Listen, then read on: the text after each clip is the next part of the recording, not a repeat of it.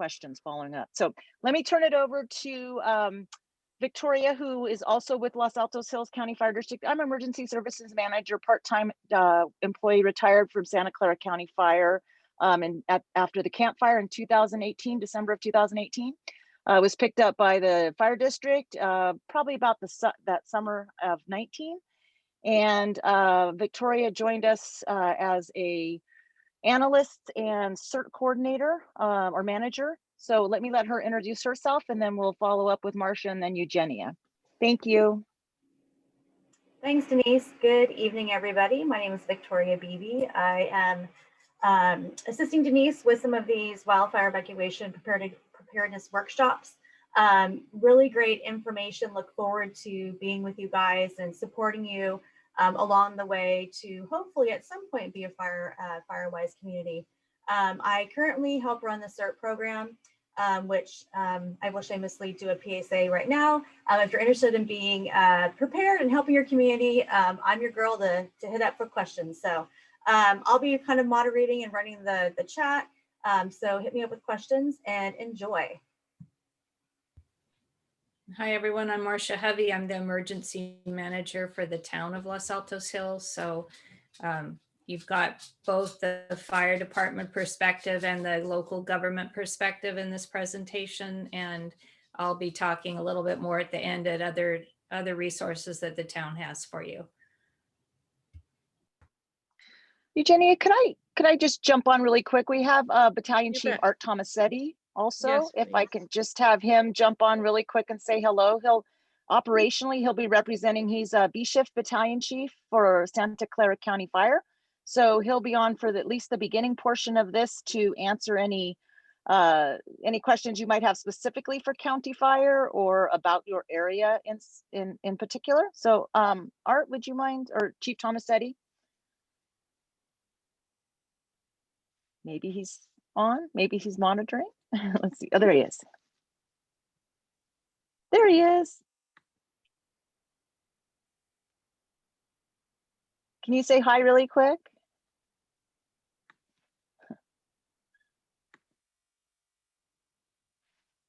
You look like you're unmuted. Can you just do a sound check?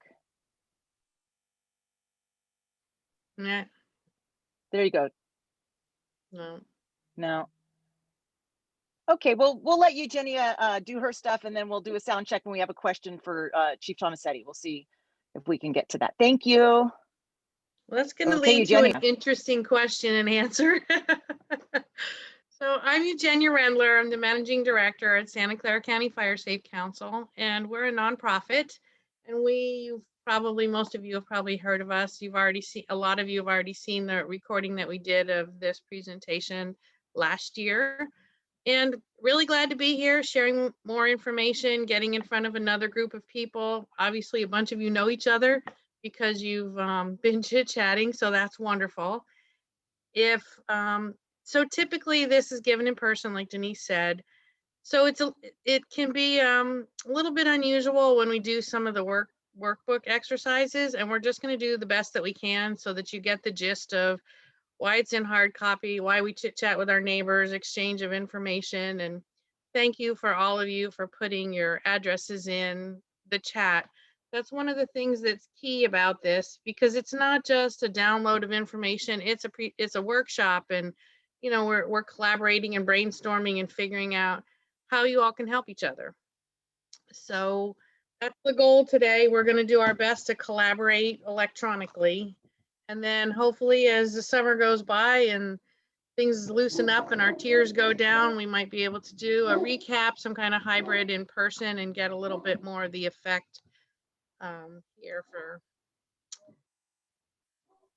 Okay, so off we go. Oh, the other thing I guess we should touch on, we rearranged this a little bit so that we could have a Q&A session in the beginning, which was a request, and it's accommodating the folks who've already watched the video, and so you've heard some of this. So what I'd like to do is just take questions kind of along the way, and bear with me because we flip-flop the order of things. That way we could also accommodate the chief if he gets a call and he has to leave too. So let's see if we can find the next slide. Here we go. So like I said, we're a Fire Safe Council. This is our mission, mobilizing the people of Santa Clara County to protect their homes, communities, and the environment. So, you know, super important. People don't always think of wildfire. Well, we do more now, but it's also community level and environmental level with, you know, all of us living in the woods and the watersheds and things like that. So our goal is not just to get you to think about protecting your individual structures in your home, but, you know, for the greater good.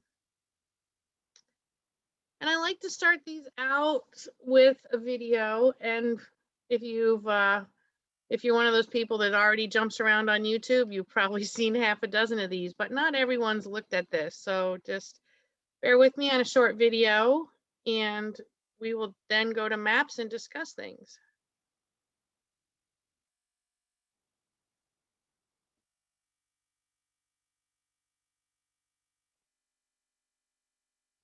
So some of the things to notice are how close it is to the road and how dark it is.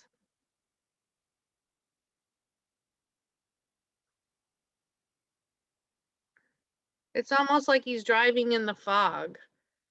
We're going to talk about all the different portions of this video as we go through. But the biggest thing to think about, you know, as you think about your neighborhood and where you would go and how you would leave your neighborhood, is imagine driving it in that situation where it looked like smoke and fog and it was dark, because that's often the conditions that you'll be coping with in wildfire.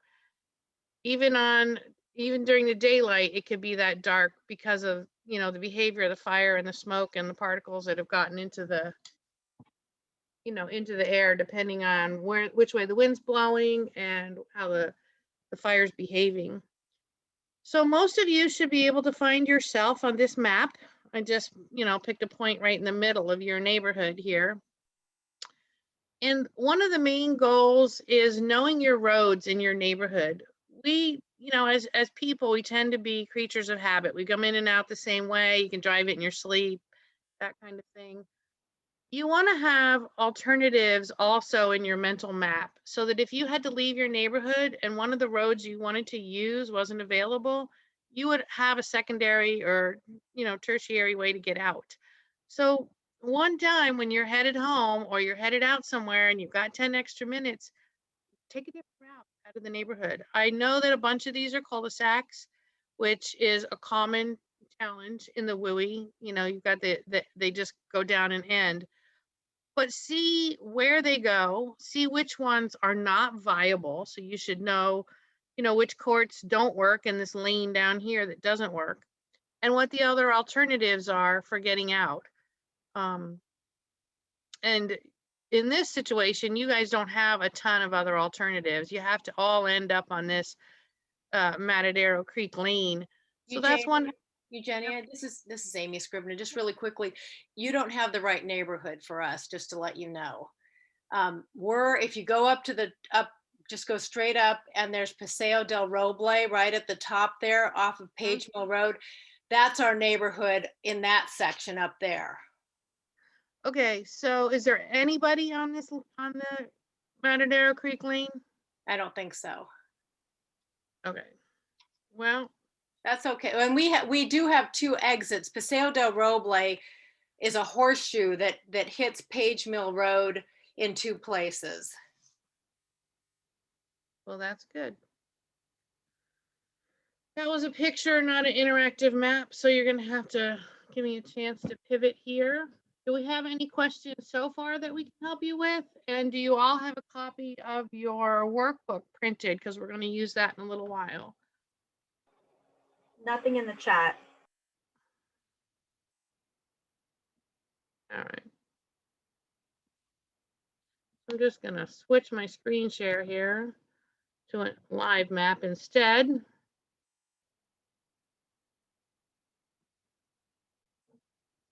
All right, so we are actually up here.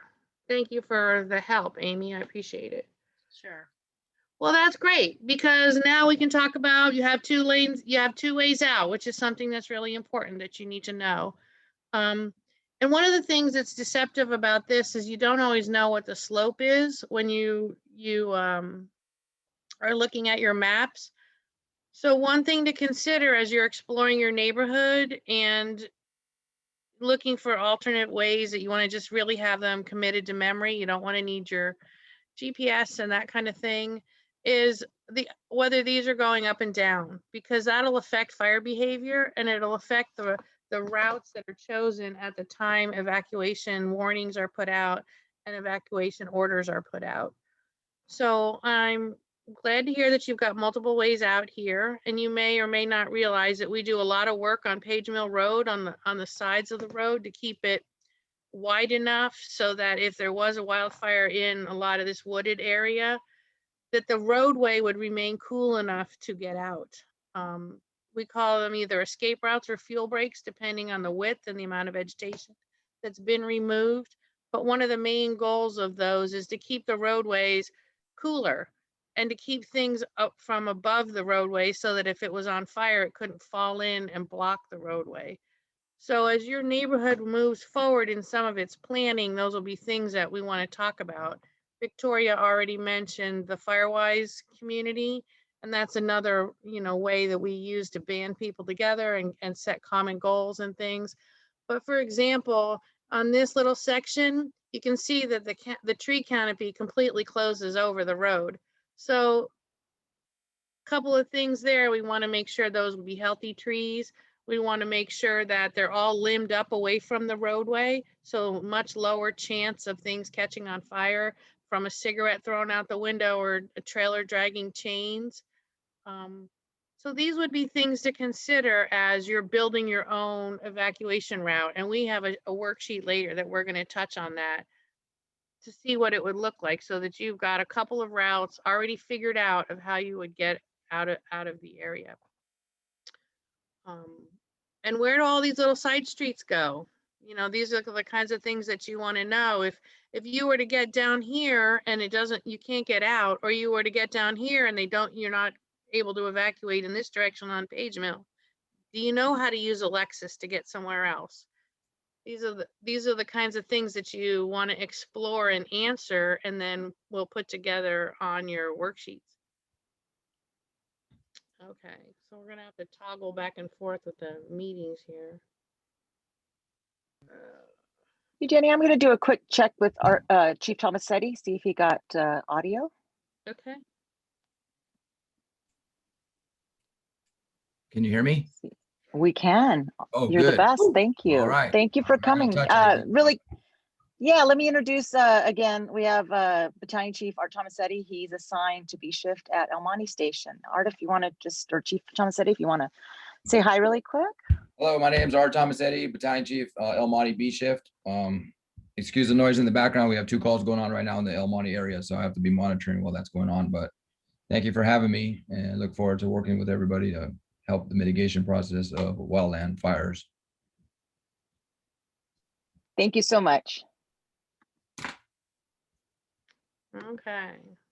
Go back to the slides. And thank you for bringing your time to us, because I'm sure that we'll have some good questions. Okay, yeah, no problem. Okay, so this slide is also that incorrect layout, unfortunately. The point of this slide is that in an evacuation, the people who decide the evacuation routes and talk about the fire behavior and the conditions and do the enforcement of traffic control, that comes from the incident command, the Joint Incident Command at the time of an actual wildfire. So even though we're talking about having your best plans now for yourself and knowing where you're going, you're going to take direction in the time of an incident from the Sheriff's Department. The fire department and whoever else has been, other first responders that have been brought in under mutual aid or to help, they're going to analyze the situation that has to do with weather and humidity and temperature and wind and all those types of things.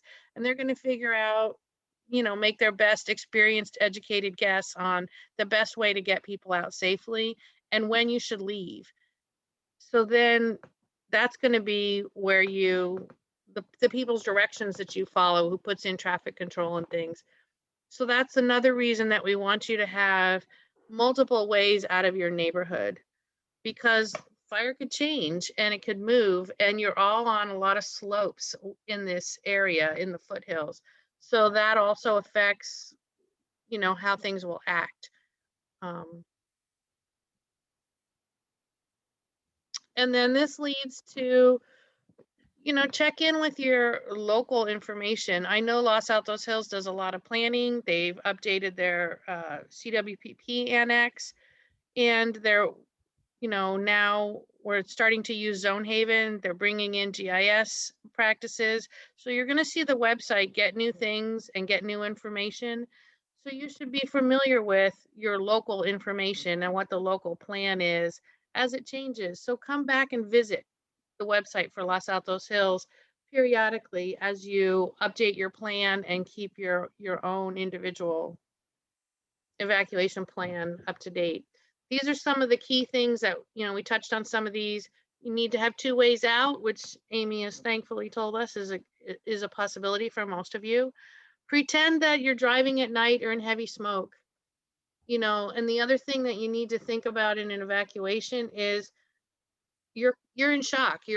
There's a little bit of shell shock going on. You're worried, you're panicked, you're trying to remember all the things that you're supposed to do, you know, which leads to next steps, right? You need to practice this. Practice helps you get that autopilot and that muscle memory so that you can overcome some of those things that are so spooky, because you have a visceral reaction to fire, to being told that you're in danger. You know, it's human nature. It's hardwired in us to want to get away from that, and you have to overcome the panic in order to be organized, you know, get out in a way that keeps you safe, etc.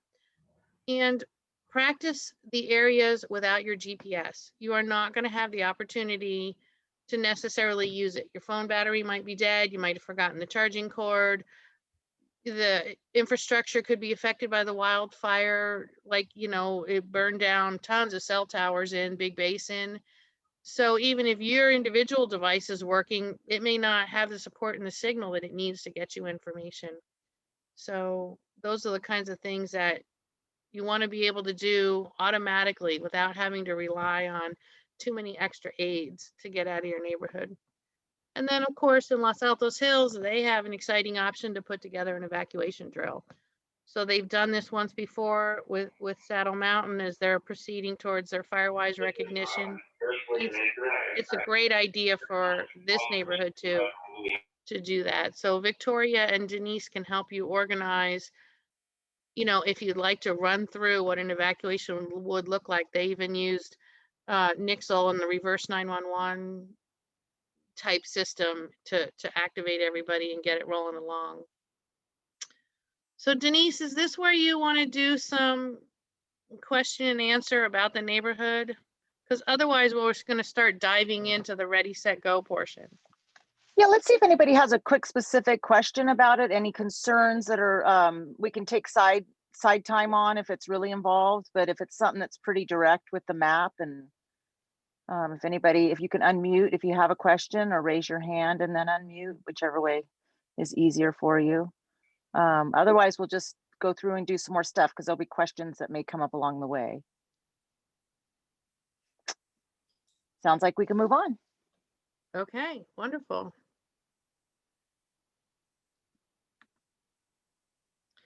So today's goals are going to be to review the Ready, Set, Go steps. It's an easy way to, you know, keep the portions of it organized of the things that you need to accomplish. We're going to do a quick review on Defensible Space and Ember Aware. And we're going to spend a lot of time in SET. What's your action plan? What's your emergency plan? The kinds of things that should be in your go bag and emergency first aid kit. And then what to do when it's time to leave.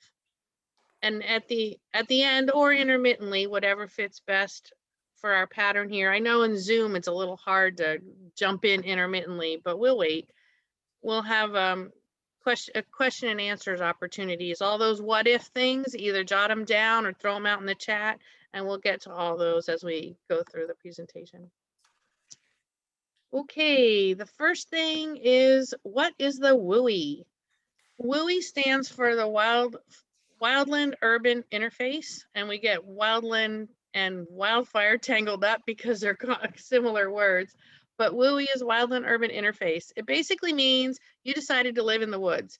You're not in the flat area necessarily. There may or may not be a fire hydrant running down the city streets, although Los Altos Hills has a great fire hydrant system.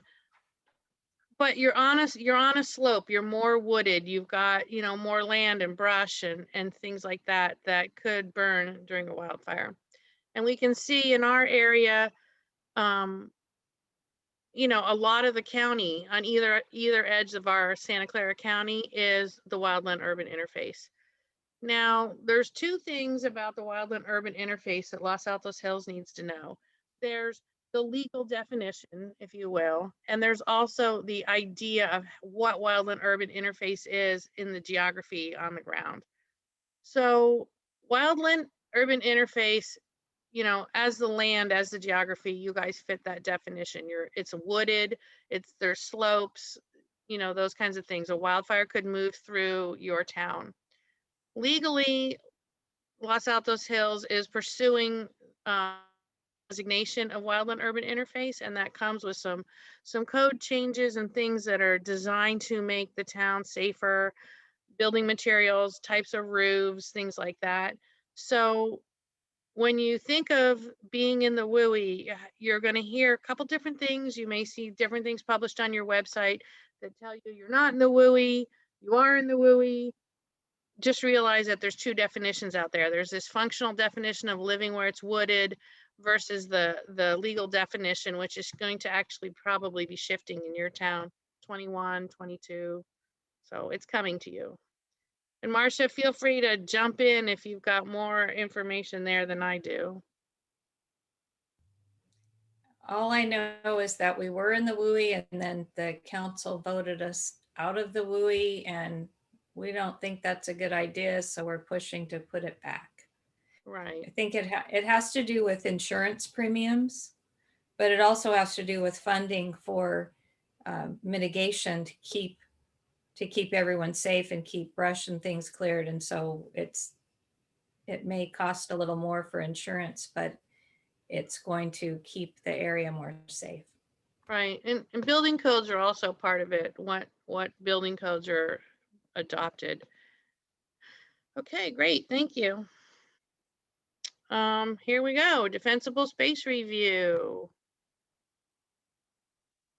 Oh, there we go. So the defensible space creates a safe area around your home. It makes it safer for the firefighters to come in and protect the property. It reduces the hazardous fuels around the home. One of the big goals of defensible space and escape route roadside vegetation management is to keep the fire on the ground and to keep it moving slowly and to keep it cooler so that firefighters and first responders have an opportunity to get in there and do their job and to be safer while they're doing it. So that's why it has to happen on community level and a town level and not just individual parcel by parcel. It also protects your home because if we can get in there and get the fire fought, that will, you know, protect more structures. And it keeps the forests healthy. California grew up with fire ecology, and it grew up with low grass fires and slow burning fires, you know, through the thousands of years. And it burned out the poison oak and the undergrowth and things like that, and kept the forest floor littered under control.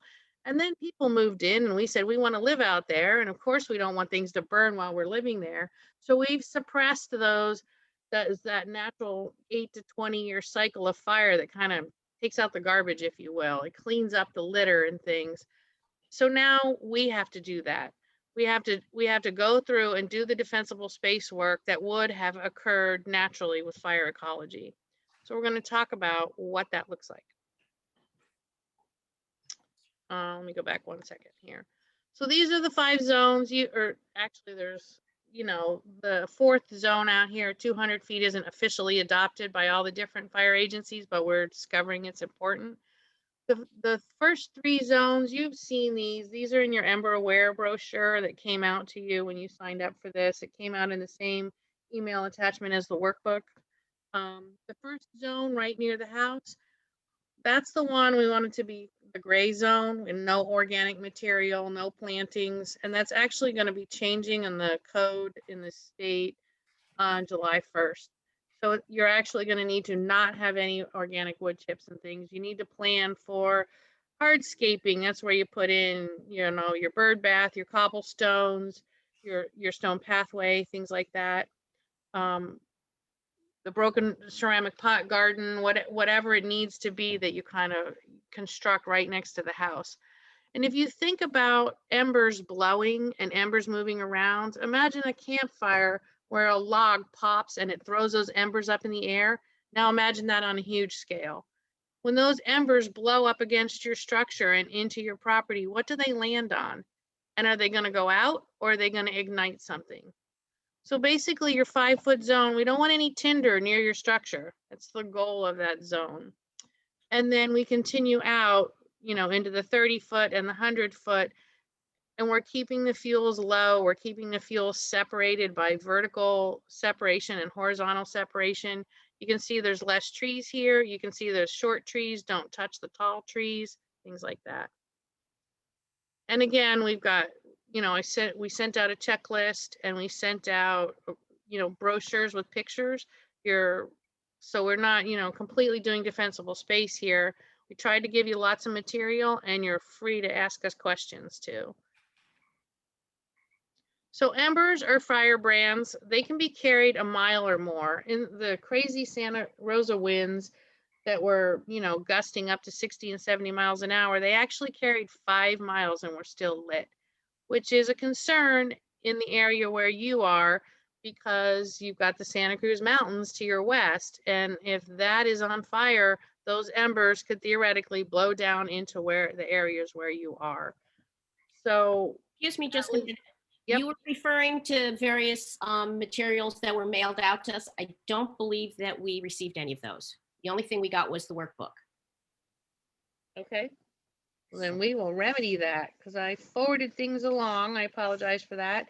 They're also on our website, which is scfiresafe.org, and it's at the end of this in writing, and it's also on the cover of your workbook, our webpage. So the brochures I'm referring to, we'll make sure I circle back and get those out in soft copy, but they're also downloadable from our website.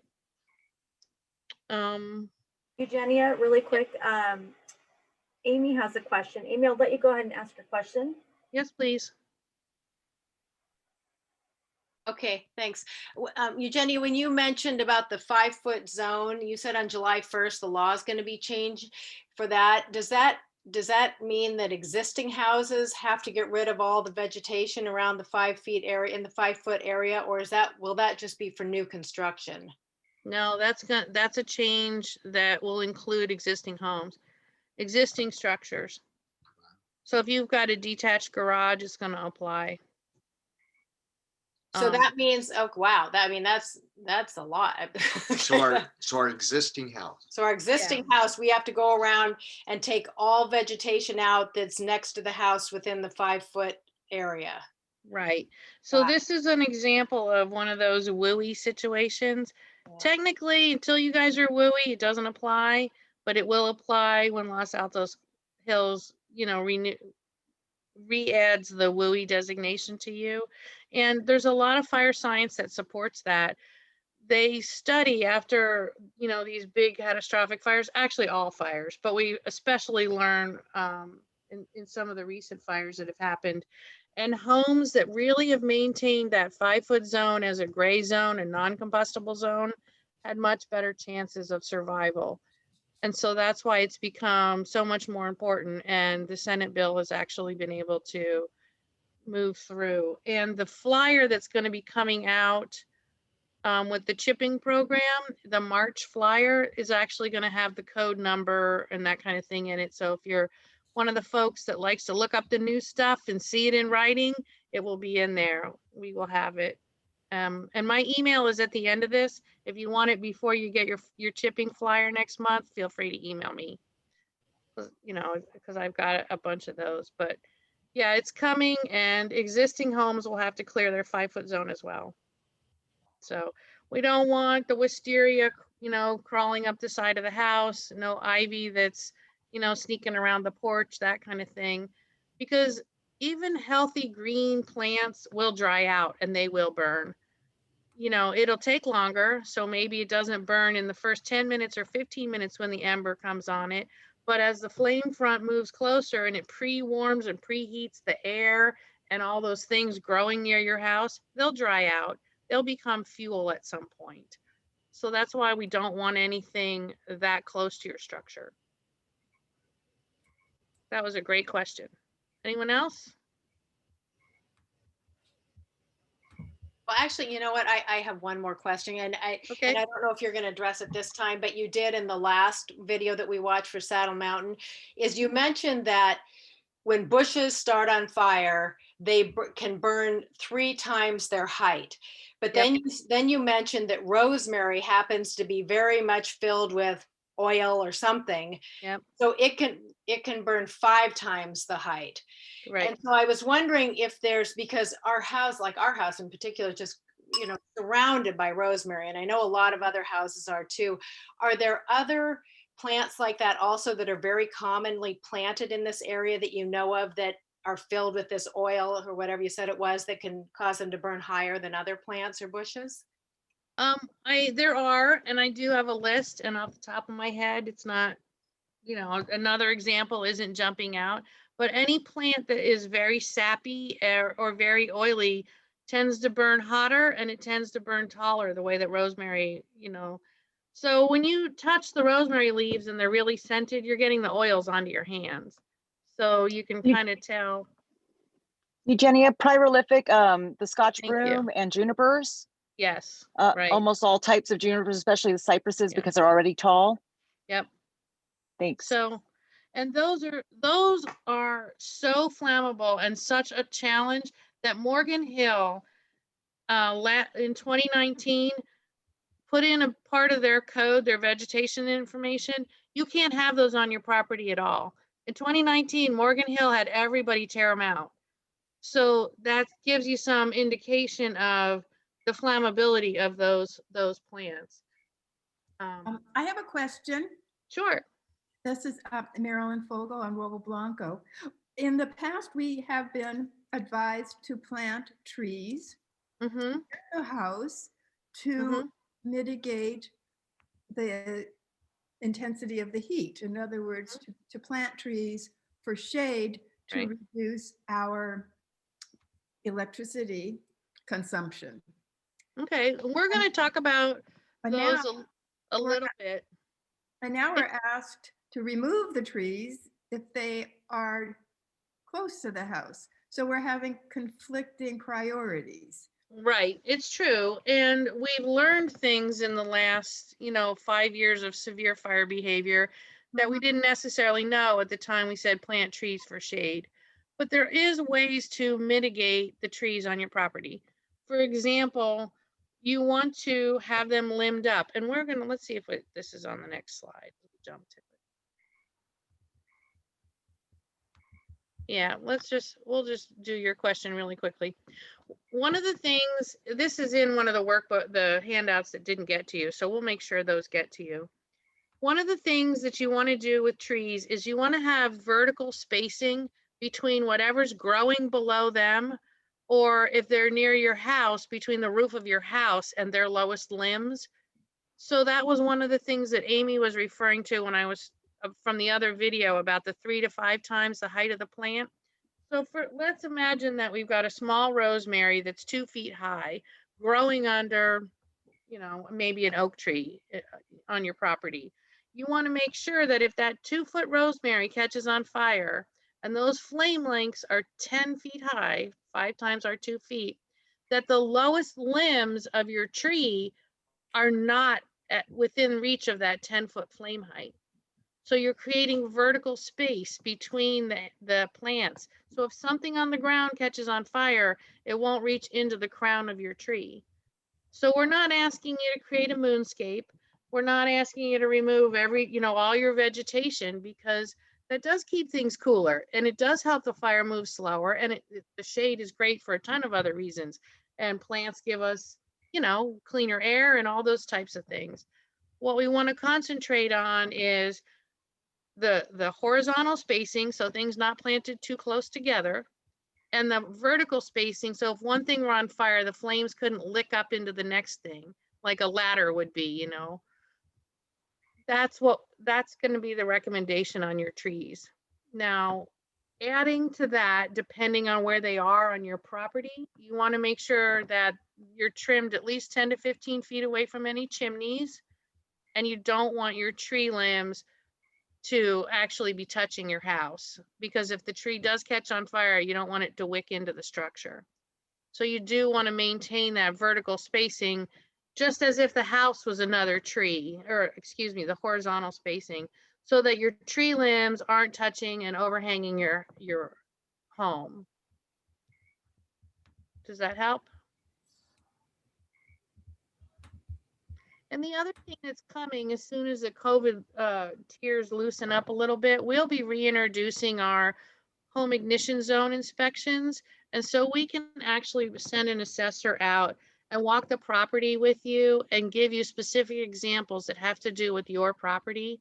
Right now, we're not able to do that because of the social distancing and the COVID risks, but that service will be returning, you know, as Santa Clara County moves down in the tiers. We were still offering it when we were in the orange tier, so it will come back. We just don't have it yet. So that'll help you be able to determine, is my tree too close? Do I need it trimmed back? How high up do I need to limb up those lower limbs? You know, the solution may not be doing too much to the tree. It might be taking out what's underneath the tree so that you can get the vertical spacing that way. So the home ignition zone, I just mentioned it. It's also a campaign called Be Ember Aware. And now we're back to that idea of the popping embers and the blowing embers, like in that car video. You saw the embers blowing across the hood of the car and blowing across the windshield. Well, if those embers are blowing up towards your structure, what are they going to land on? And what are they going to do when they land on something? Are they going to self-extinguish, or do they have some tinder that will then catch on fire and move into the larger fuels? So this brochure also will be part of the brochures that we resend out. And it talks about each one of these numbered areas as important. I'll just hit a couple of the highlights. One area where needles and leaves collect on your property or your roof and your gutters and things is also where the embers are going to collect. So you need to be really sure those areas are kept clean, because the wind and behavior that brings the needles and the leaf debris in is going to bring the embers to the same place. Another thing to highlight is this wicking effect over here. We've got firewood up against a wood fence that runs right up to the wood structure. There's no horizontal spacing there. The wood is too close to the fence. If it were to catch on fire, it would catch the fence on fire. And if the fence were on fire, it would burn right up to the side of your home. So this is a prime example of, you want to break this up. Your firewood should be out in your 30-foot zone. It shouldn't be right up against your house. And your fences, wood fences are common. We love our redwood fences, but strongly consider breaking up your fence, maybe with a pedestrian gate that's made out of wrought iron or metal or something else besides wood, so that now we're back in our 5-foot zone without organic material. Redwood is it's burnable, it's wood. So you want to consider, how am I going to break up that wick that runs from all around the edge of my property right up to my structure? So, and this is an example, you can see a few things going on here. We've got leaves in the gutter. We've got trees right in the power line, things like that. Okay, Victoria, I'm trusting you to stop me if more questions pop up. Yep, I will. I'm watching like a hawk. Thank you so much. Okay, so now this is the primary part of what we really do with this workshop, is we really want to plan for, what are you going to do if there's a wildfire that's close enough to you that it's a concern and that could possibly have you evacuate. Your defensible space that we just reviewed quickly, it should already be accomplished. You can't start doing defensible space at the time you're under a fire evacuation warning. It's by then we've kind of missed the opportunity. There's some quick things that you could do, And the fire department may come in and give your property a haircut, the instant, 5 minutes at each house, half an hour at each house kind of thing. But defensible space is part of maintaining a property. It's not something you're going to do when you get a 2-hour evacuation warning. These are the kinds of things that you're going to want to have in place when we get to that next level of, maybe an evacuation is coming. Is it a red flag day? Do I need to think about, oh, it's a red flag day. The next thing that could happen after a red flag is a wildfire and a potential evacuation warning or order. So as soon as you hear information on it's a red flag day, whether it's from the National Weather Service or on your Los Altos Hills distribution, wherever, in the back of your mind, that's when you ask yourself, is my go bag ready? Am I signed up for the notifications that'll tell me if a red flag day and sparks or ignition has now escalated to potential wildfire? And we get several of those. We get, multiples of those especially in the fall. So one of the main things you need to do to be getting ready is to be registered for whatever Los Altos Hills has, whatever our county has, and anywhere else you may work. So that's why I have Santa Clara County up here, and the next slide is Santa Cruz County. And Alert SCC is just, you put your phone number in and they send out, it's like reverse 911. They send things out.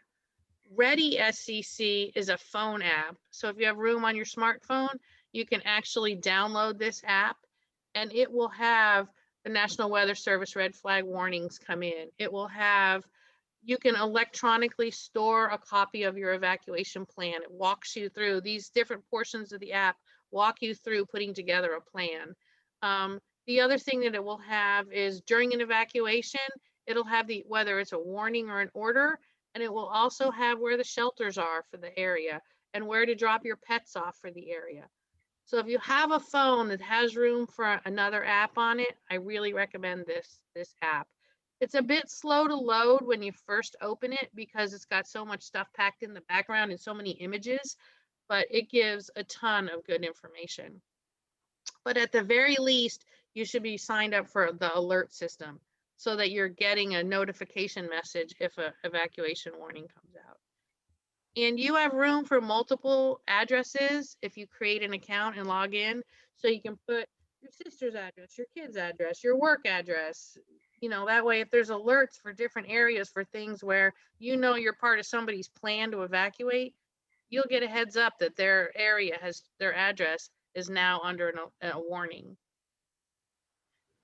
So same information for Santa Cruz, same idea. They call it code red over there. A lot of us have, friends, neighbors, family right in the next county. And that, just like we all watch Big Basin really carefully to see if that fire was coming over the ridge, some of us like being registered for both counties. So here's the information for Santa Cruz. This is also on the back page of your workbook. We've got a bunch of links on the back page of your workbook, so you don't have to scribble these all down really fast. They're in there. So now let's pull out the workbooks for those of you that had the opportunity to print it up. And we're going to work with I believe it's the second page. It's called the Family Disaster Plan or the Family Evacuation Plan. And there's a few different things in there that we're going to start to fill out and think about. And the reason we have you do this in hard copy is, again, you forgot your charger, the phone's not working, the infrastructure is having struggles. One of the things that can happen when these alerts need to go out or the first responders need the airwaves is the cell companies and the cell towers and things, they can make priorities out of these. And the first responders are going to get priority when it's limited communication. So you don't want to have to depend on your devices for the communication. You're going to want a hard copy of your plan in your go bag. And we'll talk about, we have slides on each one of these, but this is the kind of things that we're going to cover for the remainder of our session. Assembling an emergency kit, having a fire extinguisher, how to shut off your gas if you need to, maintaining an emergency contact list, and having a portable radio. Okay, so here we are with our family planning worksheet. Everybody find it? So again, the reason that we do this in writing is, how many of you had a landline? Put those little white hand signals up in your boxes. And once upon a time, you only need to know one phone number, right? So we could memorize our one phone number. Well, who only has one phone number now? Most of us have cell phones. Our friends have cell phones, landlines, office lines. Suddenly, you know, a family, everybody has a cell phone with a different number. The ability to memorize the numbers that we need is become overwhelming. That's why you want to keep a master list. You want to keep a master list. And plus, remember, we talked about being flustered. Maybe it's dark, maybe it's nighttime, you're not used to driving at night. The embers are blowing across the road and you're really worried. Those are the kinds of things that affect your memory. So if you're driving out and trying to get somewhere, and then you need to sit down or call people to tell someone, I need help or I'm okay, there's a possibility you will not remember those phone numbers. And if your device isn't working or the cell towers aren't working and you need to use a landline, you need to have those phone numbers somewhere else. So. Eugenia, it looks like Yep. Marilyn has her hand up. Marilyn, do you want to Good. unmute yourself and ask your question?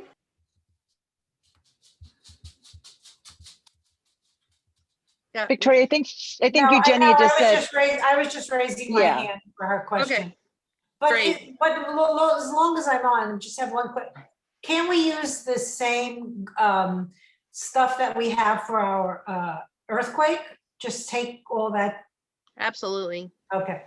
This overlaps a lot with earthquake planning. Absolutely. Okay. So the other things that should be happening as you build your family disaster plan, communication plan, I change words a lot because every time you go to a different website, FEMA, earthquake planning, the city, the county, they call it something a little bit different, but they're effectively the same thing. What's your family plan? You want to choose someone out of state as your out of state contact. This is about halfway down that workbook page. And the idea behind this is, if our area is affected locally and we don't have cell service, or the phone or the trunk lines are really jammed up, and you know, you've got 10 family members seeing it on the news and trying to call you, they've just compounded that problem. So the idea for an out-of-state contact is like a phone tree. You know, my brother lives in Phoenix. I'm going to call him and tell him I'm okay. Everybody else is going to call him to find out if I'm okay. I have now taken 12 individual phone calls out of the area of the trunk line that's struggling, and the cell towers that, you know, two cell towers are gone in my area maybe. So that's what the idea is of the out-of-state contact. And, you know, trade off with them, you know, have them know that that's what they are for you, and you could be that for them. So during this cold snap, maybe you could have been someone else's out-of-state contact. So that's the goal there.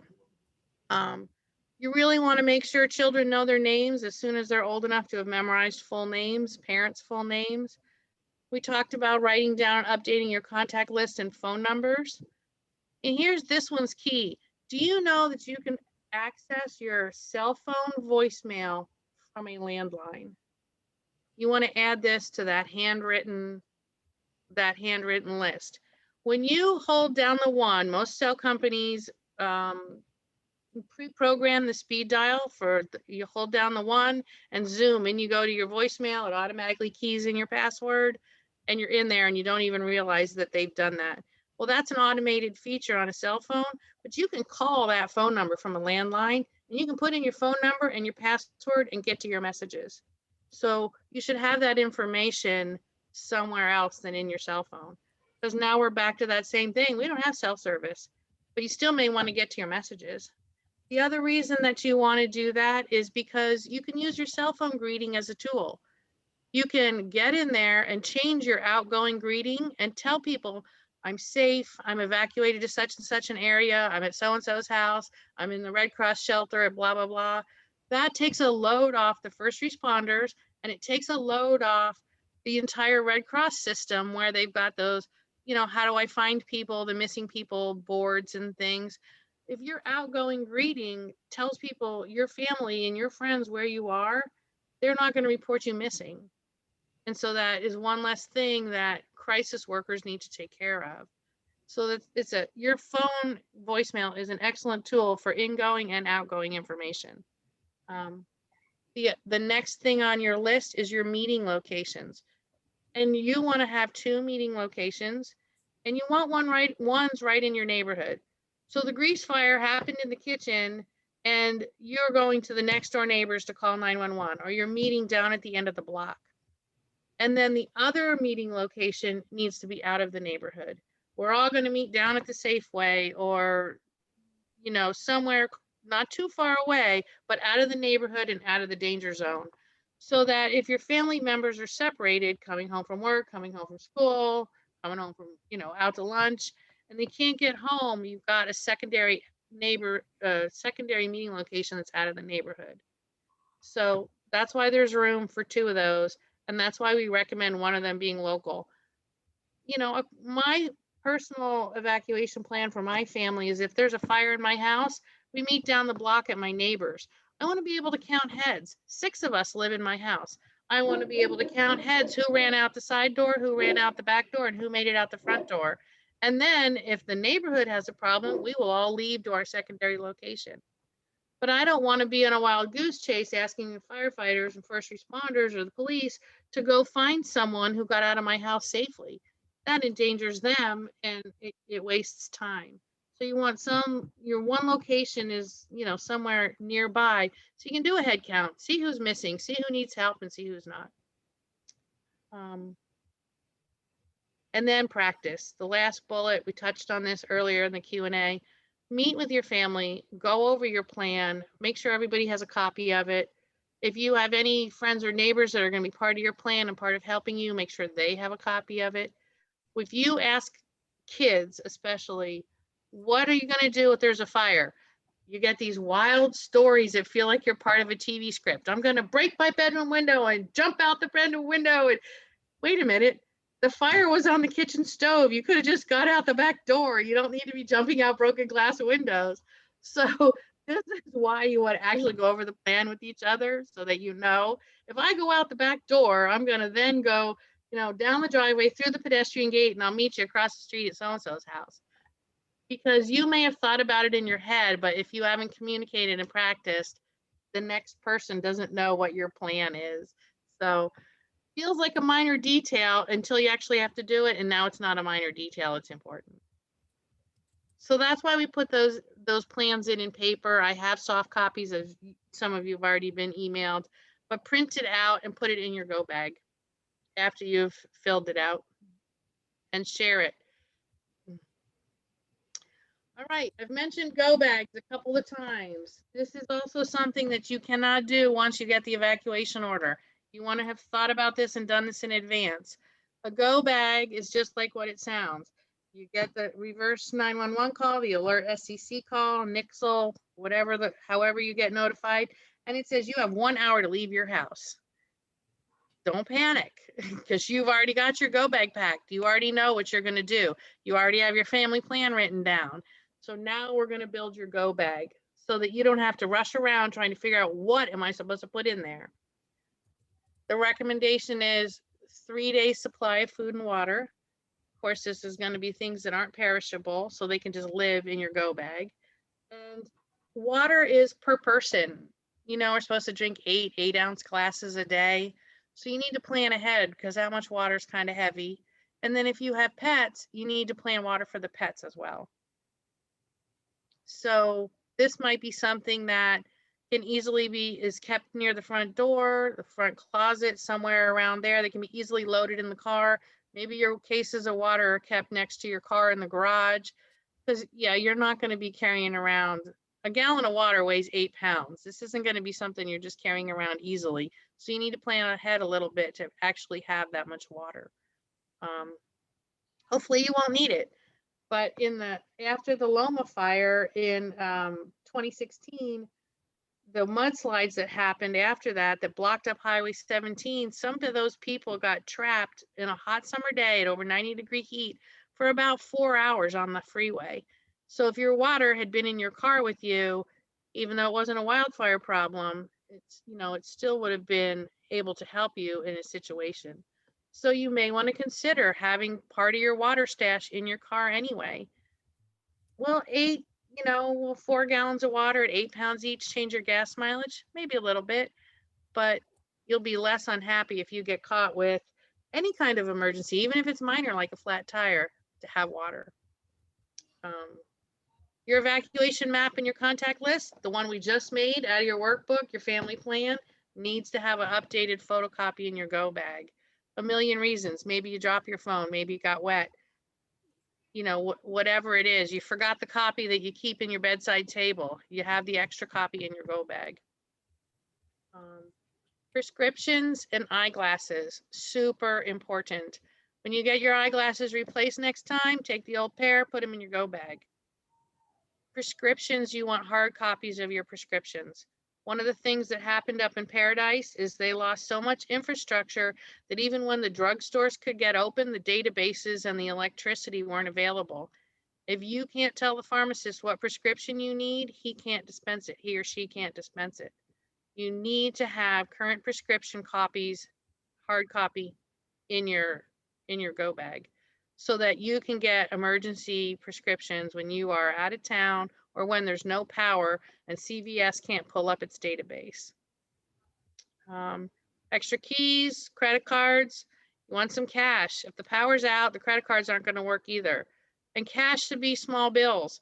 If you put a bunch of 20s in there now, everything costs $20 because they may not have change.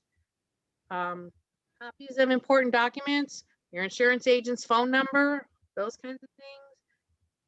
You want to have those in there too. Change of clothes. And now we're back to thinking about those embers blowing around. We want these clothes to be made out of cotton, not synthetics. We don't want the ember to land on your sleeve and burn you and melt that synthetic clothing.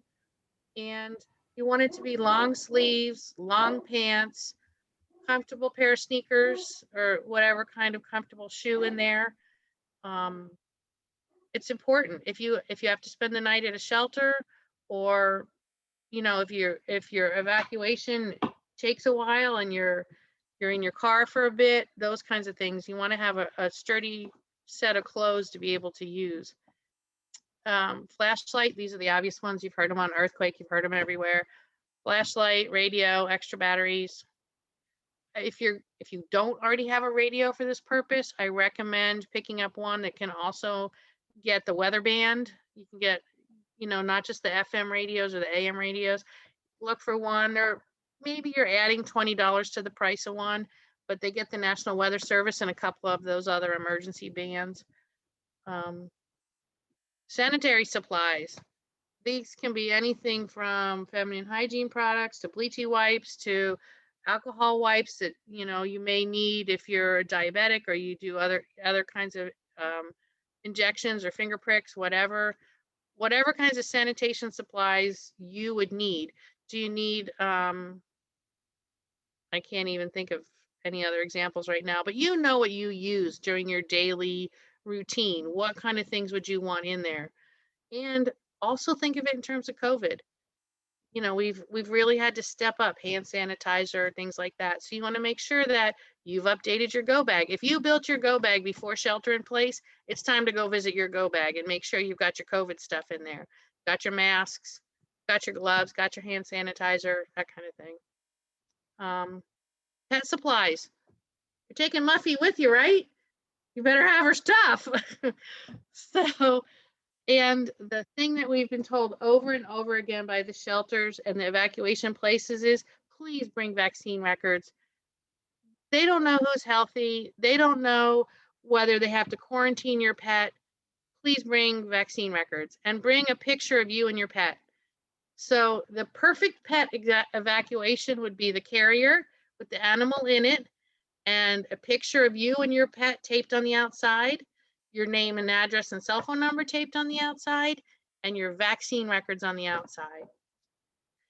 Now they know it's safe. They don't have to quarantine your pet, and you got a picture there, so nobody else is picking up your pet. Only you are going to get your pet when it's time to pick them up. your workbook has updated pet pages. It's got a pet health history. It's got a place to put picture of you and your pet. So the workbook that comes with this workshop, if you fill out all those pages, you'll be very far along handling these kinds of situations. Okay.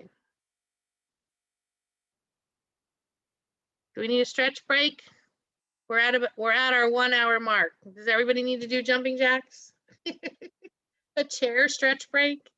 Hey, Jenny, I was going to let anybody know, originally we said about an hour long. We're Yeah. going to go a little bit longer. So if anybody needs to leave, we are recording this to catch the tail end of it.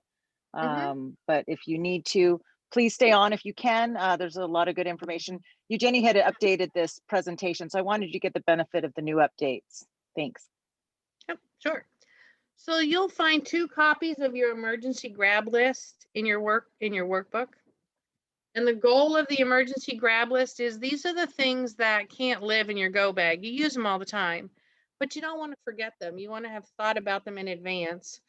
And then what you do is they live in your go bag. And what happens, my go bag is a backpack, so I don't have to carry it. I have my emergency grab list and one of those little cloth bags, and they're together in the top of my go bag. So if I had to leave, I'd take my emergency grab list and my cloth bag and I'd go around the house and fill it up. So these are the kinds of things that are, maybe it's your laptop, or if you have an external hard drive backup, it's definitely take that with you. It's the different kinds of chargers that you need for your phone or whatever kinds of other things that need charge. Any easily carried valuables that you would want to take with you. You know, you got grandma's wedding ring, or, you know, a piece of art, or, you know, things that are easily carried, not, you know, too big, will fit in your car. Photos, a lot of folks, the photos are going to be the first thing that they grab. And then comfort items. Think about anybody that uses a comfort item for anxiety. Doesn't matter the age, doesn't matter, you know, the attachment, any of that kind of stuff. If it helps someone feel better in an anxiety and a stressful situation, go ahead and put it on there and grab it. Whether it's your worry stone in your pocket, or your stuffed animal, or the pillow that, you know, smells like home, those kinds of things, go ahead and put that on your grab list. And the reason there's 2 of these is because one of them is for the inside of like a kitchen cabinet, maybe you can keep it updated, and then the other one's for in your go bag. And of course, one of the things that we didn't talk about, because sometimes we feel like it's common sense, is all these things are if time allows. If you see flames and you smell smoke and time doesn't allow, you shouldn't be walking through these steps. You should be getting out of there and getting safe. So if your spidey sense is tingling because you're just uncomfortable with the situation, it's time to go. You don't have to wait to be told to go. These are systems in place to get communication out and help you, but they're never meant to override your own common sense and your own sense of, hey, I'm not safe, I'm going to leave. Worst case scenario is you went to a friend's house an hour away and you had a great lunch and you get to come home again. Best case scenario is you're out early, you're out of the way, you're not affecting egress of other neighbors, and you're not affecting ingress. We want to get that fire engine in there so we can start fighting the fires. So there is no embarrassment and no shame in leaving early if you are not comfortable. So first aid kit, pretty standard. There's a great list in the workbook, so I'm not going to touch it too much here. The main thing is, if you buy a pre-made first aid kit, customize it. Customize it for yourself. Do you have long hair? Do you need hair bands in there? You do not want your long hair blowing around with embers. Do you have specialty medical supplies that belong in there? You know, what kinds of things? Do you wear readers? My first aid kit has an extra set of readers because I know I'm going to forget them. So what kinds of things customize your first aid kit that you couldn't do without if you had to leave in a hurry? Get to know your neighbors. This is a little bit hard to do under COVID. The reason this is in here is your neighbors are the closest people to you in an emergency. They're going to be your first chance to get help and be helped and give help. So you should know your neighbors. That's one of the things that these workshops are about. You know, do you have a next door list? Or have you joined the email list? Is there a homeowners association, road maintenance association, whatever it is? Join up, get your contact information out there so that you can get help and you can be a helper. Create your evacuation plan. I'm going to jump through this because we did this in the beginning with the maps and things. 2 meeting locations, know your escape routes, have an evacuation plan for pets and livestock, have a family communication plan. So we hit on all these earlier. Okay, we're almost done. You've made it almost to the end of this presentation. So this go is about the evacuation warnings have actually been issued and or the order has actually been issued. It is time to leave. If there's time, this is your indoor list. You need to close the windows and doors. We talked about embers blowing into places. We do not want embers blowing into your house through an open window. Locate your animals. As soon as you feel uncomfortable or as soon as you have an evacuation warning, the dog should have its leash on, the cat should be in its cat carrier, the birds should be in the small portable movable cages. If they get mad at you because they spent the afternoon in the carrier, that's better than being outside loose and you have to evacuate and you can't take them with you. So it's okay if they get irritated with us. Locate your animals, confine your animals in a safe, reasonable way. Move flammable furniture to the center of the room. This has to do with the idea of radiant heat. The fire's hot outside. Theoretically, it could get up against your structure and hot enough against your windows to catch lightweight fabrics and fuels on fire inside. Not super common. Do not hurt yourself moving furniture. It's more important to be safe and able-bodied to get out and evacuate than it is to move your furniture. But in a very hot fire, it's possible the curtains and lightweight things right next to a glass could catch on fire. Turn off your gas. This will probably be in your evacuation order if they want you to do this. If you have an outdoor propane tank, you should turn it off. Air conditioning. Don't leave your air conditioning running when you're leaving. Huge drain on the power grid resources at a time when we may be losing power lines, we may be losing power poles. Turn off your AC. Leave some of the lights on in your house. The sheriff and the first responders have to come through your neighborhood to make sure everybody's left. If they can see your house from the road in the dark, in the smoke, it's better. And if they can see in your windows to know that you're gone and it's empty, also better. So leave some of your lights on. Check your neighbors. We talked about that. Okay. Pre-evacuation steps. So we're still under a warning. We're not under an order yet. So this is the kind of thing you think about during a red flag day or during a warning. This isn't the kind of thing you want to spend a lot of time on when you got the order to leave. Put flammable items somewhere else. Either if you've got cloth pillows on your patio furniture, put them in the garage or put them out in that outer 30-foot zone. Toss them far. You don't want them on your deck under your eaves. Turn off your propane tank. Move the barbecue away from the structures. So they've got those little 5-gallon propane tanks. Move those out into the 30-foot or the 100-foot zone. You don't want that near your structure in case it gets hot enough to burn or explode. You want it away. Connect your garden hoses, but leave your sprinklers turned off. You do not want to draw down the water pressure when the first responders need it. But it is possible that a connected garden hose will help them. They will be able to, to use that water source if they have to come to your property. Place a ladder out by the corner of the house. I get mixed reviews on this. Some of the firefighters I do this with say I would never use a homeowner's ladder because I don't know the condition. Others say if I look at it and it looks good, I can use it quicker than pulling the one off my rig. So put it out into view. Don't necessarily prop it against the house or prop it up on the roof because it could fall. We've got the fire weather, we've got the wind and that kind of thing, but have it out and available. And on your way out, leave the driveway gates unlocked, even open if possible. An engine may need to get in there and turn around. Your house might be the safest house for those firefighters to come shelter if it's a really fast moving fire or it's behaved unpredictably like they didn't expect. So leave your driveway gates open. It also makes them checking on your house in evacuation easier. So any questions or ideas here? Okay. What is this? Anybody? Come on, somebody knows what this is. Garage door opener. Woohoo! Okay, power's out. Are you gonna get out of your garage? Lift up the garage door. Oh, you can't. You have a power garage door. We have a backup battery in the garage door opener. Excellent. So that's true. If you have a newer garage door, that's code now. They have to have a backup battery. So when there's no power, you can use the battery.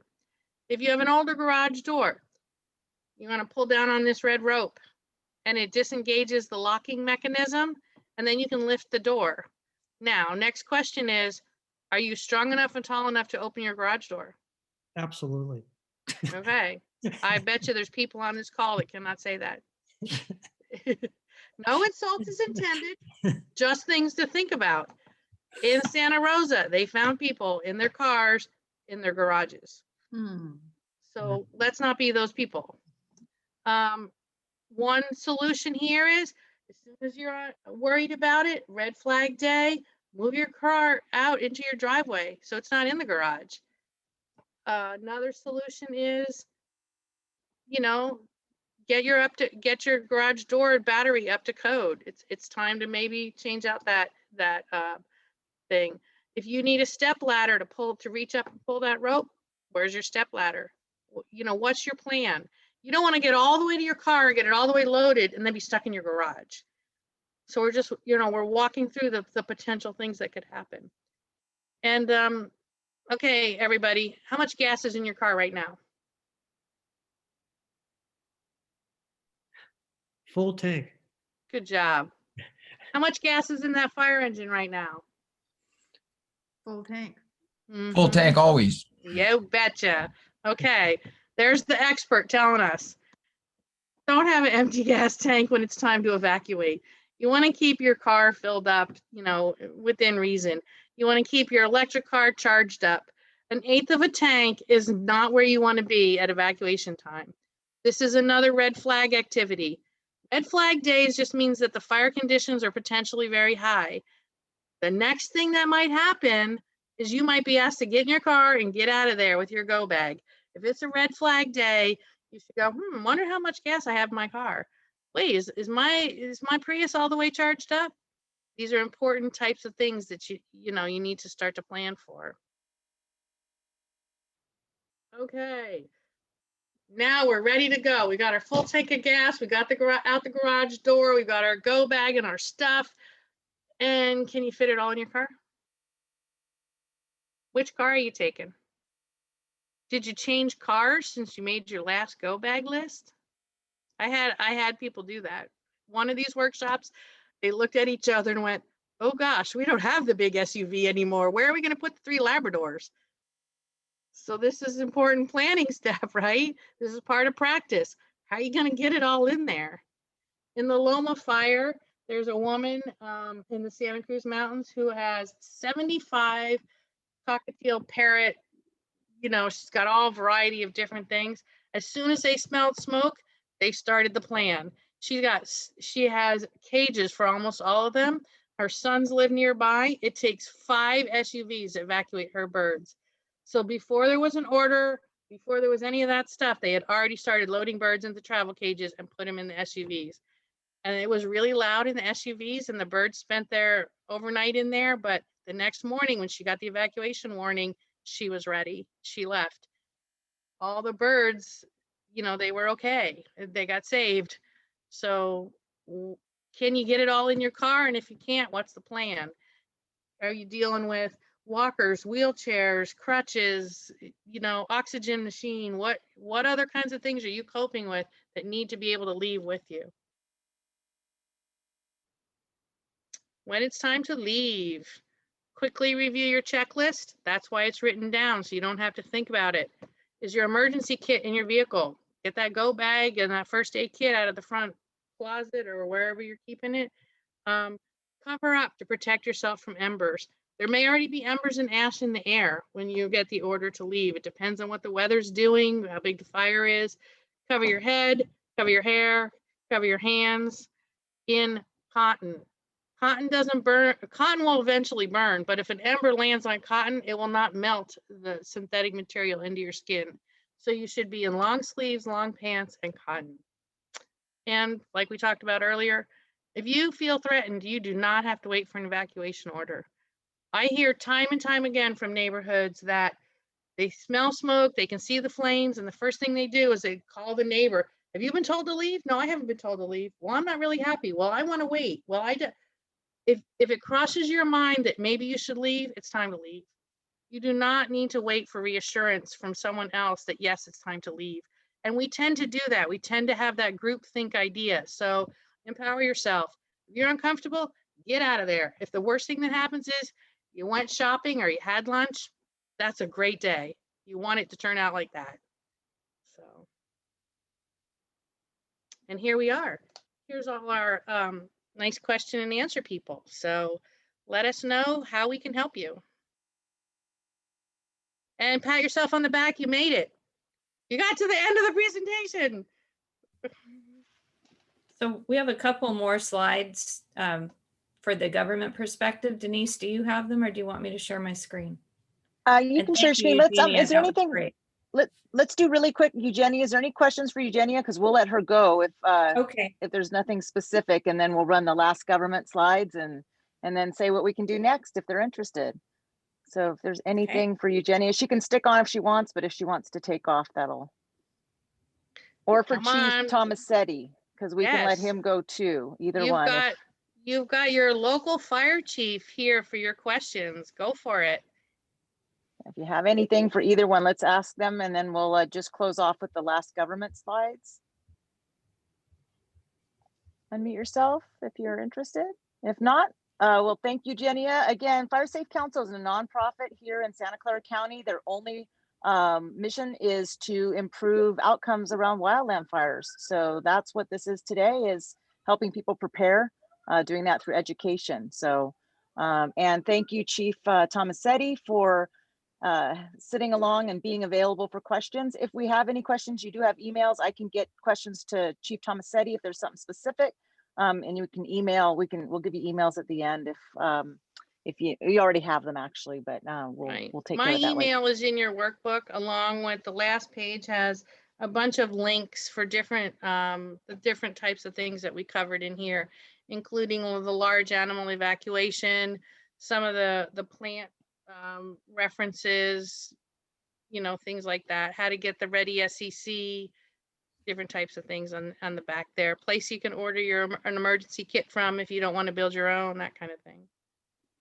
And we resent the Ember Aware out, and I put a link to the Fire Safe Council that has some of the resources for plants and things into the chat. So that's Awesome. also in there. Thank you for that. So, all right, thank you very much, Eugenia and Chief Tomasetti. I'm going to turn over to Marcia so she can do some local government. And thank you again, and you're welcome to leave if you want to stay. Thank you. Okay, thank you. Thank Wonderful. you so much. Thanks for the opportunity, everyone. Okay, Thank see you you. soon. You're welcome. And this is, yeah, thanks. This is just a couple of slides, but I wanted to point you to some more resources that you have access to besides the Fire Safe Council. And let me find my share screen. There we go. And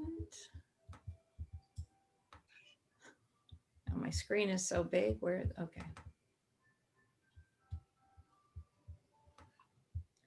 This is very odd. Okay. All right. This just Eugenia talked about this a little bit, and I just wanted to share this this concept because it really is true that your brain gets fogged, and you have no physiological way to stop it from doing that unless you've planned ahead. The woman that wrote this book is a writer for Time magazine, or she was before she became famous as a writer.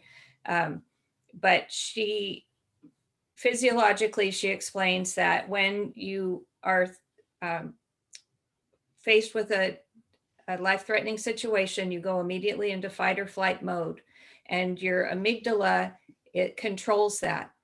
And it starts to look through your brain for possible solutions to a situation that you maybe have never gone through before.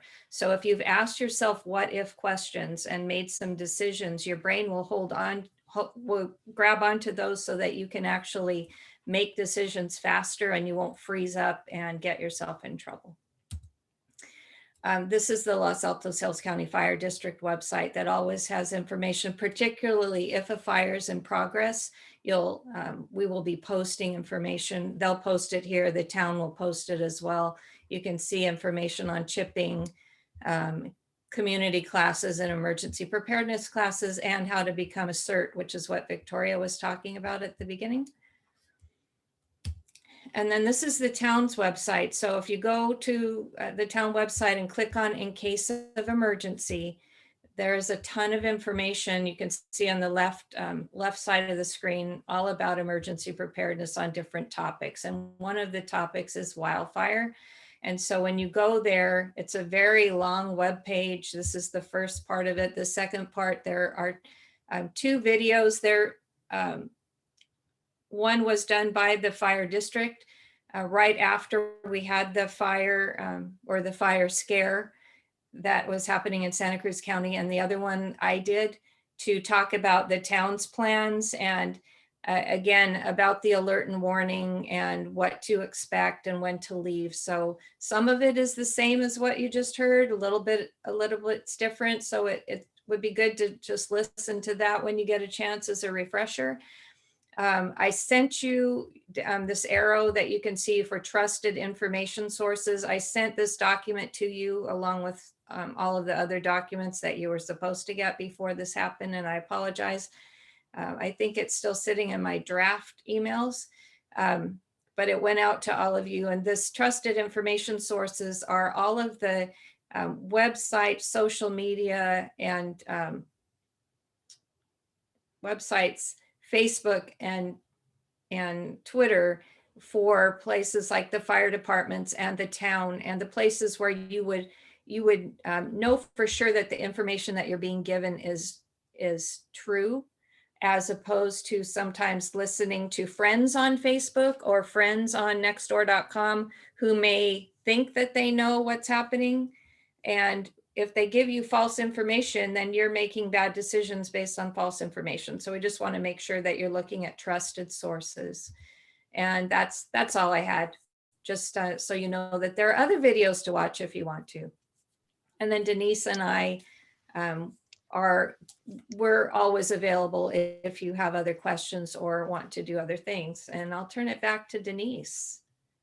Yeah, so this is the one thing that I wanted to cover that we didn't cover in great detail, which does affect some people and did in the last, after the CZU Santa Cruz lightning complex fires, is the difference between the evacuation warning and order.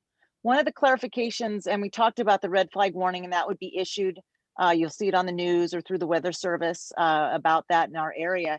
And if that's the case, that I liken that to the tornado warning. You know, people, if you live in the Midwest, you get your stuff and you get down in the storm cellar and you do all that. Well, that's kind of what I try to tell people to be resilient yourself and to be prepared is take a red flag warning day and really be hyper vigilant, get that car loaded, get ready.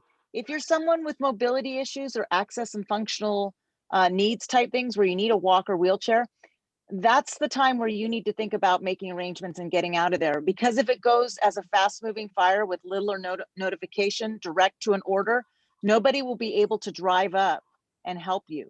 The roads will be closed to outside traffic. It will only be people exiting that will be allowed to move through the roads, and obviously the fire engines and first responders coming in to do the evacuations and firefighting. So really important, if someone depends on someone from outside the area to get them out in an evacuation, they need to have, that's why we like to get you all together. Maybe one of you can be their backup plan if that were to happen, a fast moving fire.